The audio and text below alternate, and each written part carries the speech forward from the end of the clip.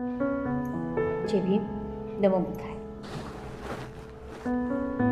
आपण बऱ्याच दिवसापासून बुद्धाच्या तत्त्वज्ञानाविषयी आपण बोलत आहोत.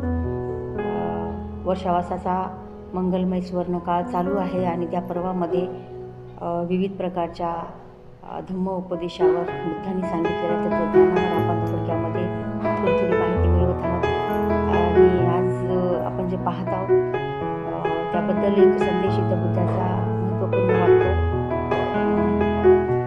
बुद्ध आणि त्यांचा धम्म या डॉक्टर बाबासाहेब आंबेडकर लिखित धम्मग्रंथामध्ये एक आशय आलेला आहे, संदर्भ आलेला आहे, तो तिथं मांडण्याचा प्रयत्न करते. तथागत गौतम बुद्ध एके ठिकाणी या ग्रंथात असं म्हणतात की माणसानं दुसऱ्याच्या आयुष्यामध्ये काय घडामोडी होतात हे पाहण्यापेक्षा आपल्या स्वतःच्या जीवनाकडे माणसानं लक्ष दिलं पाहिजे.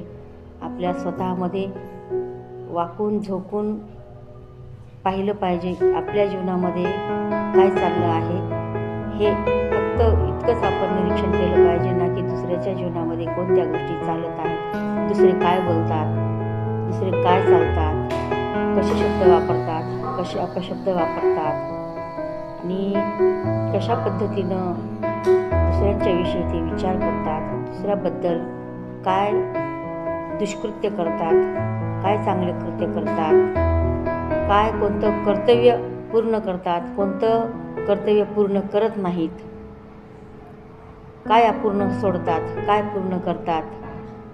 ह्या ज्या अशा गोष्टी आहेत या गोष्टीकडं दुसऱ्याच्या आयुष्यामध्ये आपण ढवळाढवळ न करता आपण आपले कोणते कर्तव्य पूर्ण केले, आपण काय करत आहोत, आपण काय केलं पाहिजे याचाच विचार प्रत्येक व्यक्तीने केलं पाहिजे.